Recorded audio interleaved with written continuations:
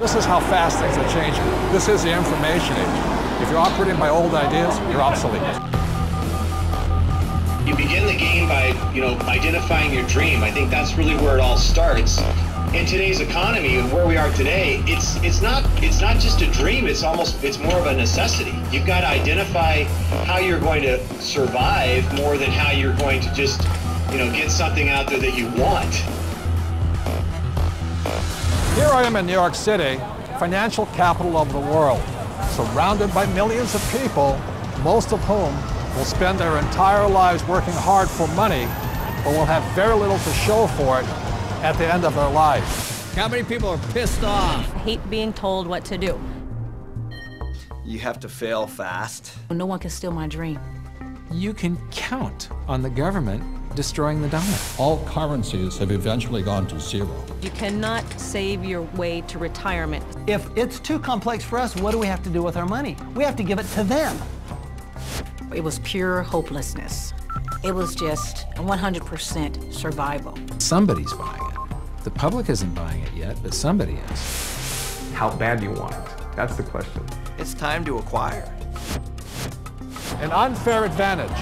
What is an unfair advantage? What you're about to learn may just change your life. It's showtime, baby. Let's hit it. The greatest opportunity in the history of mankind is here. We're in the greatest economic change in the history of the world. This is going to be the biggest wealth transfer in my lifetime. We've got an entire society that has been built up over the years with the idea that financial institutions are a better place to put your money than to take control of your own life. If you have a solid financial education, taxes, debt, inflation, and retirement can make you richer, not poorer. The rich will get richer and the poor and middle class gone. I was around my brother who was a part of a gang, who ran a gang, and that's a lot like running a business. Most people run from problems, and the truth is that's where the opportunities are. This really is a perfect financial storm.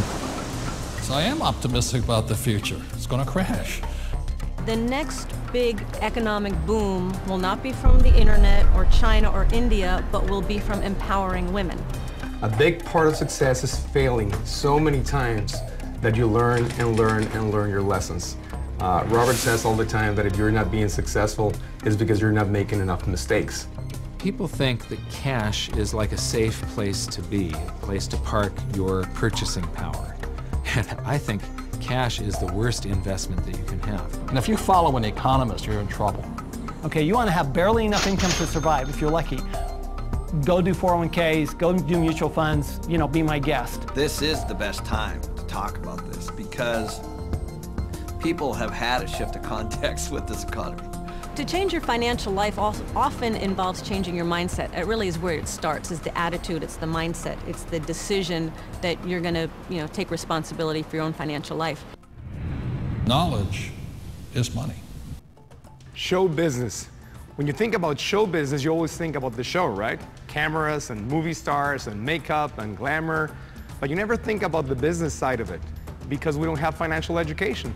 And I didn't learn that until 20 years down the road in my career. And now, I'm not only an expert in the show part of it, but I'm becoming an expert on the business side of it. Business is about production.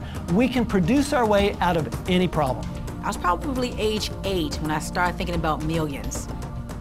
The very, very first step is you've got to select your dream, because taking control of your financial life starts with a dream. There's got to be a bigger purpose than just making money. If you don't have something that is bigger than you, a dream, a huge dream, you're going to quit. Your friends and who you hang out with, whether you're a child or whether you're an adult, will dictate your destiny and your future. And so you have to be picky and choose your surroundings very carefully. It's creativity. It's brainstorming. It's being around like-minded people. People have so many emotions attached to money. And it might be because of how their parents thought about money, or an experience they had around money that, they think it's evil, or they think rich people are bad people, and all of this stuff. But if you just break it down, money is just a tool to be used in this world. Everybody today uses money, like it or not. The absolutely fastest way to put money in your pocket is to reduce your taxes. Gold and silver have been the safe haven asset for every second of the last 5,000 years. My real estate that we own, through depreciation, wipes out most of our taxable income. It just makes so much sense to me, and it's so much easier. I went to war to fight for capitalism. I fought for the freedom for a person like me who had nothing, to work hard, to use my brains, and to build a better life for myself and many other people. The problem isn't capitalism. The problem is laziness. People who expect something for nothing. The problem is greed. People who take more than they give. And the problem is ignorance, an education system that thinks that money is the root of all evil. It's ignorance, it's financial ignorance that has caused so much of this problem, not capitalism. It's not just a dream, it's more of a necessity. You've got to identify how you're going to survive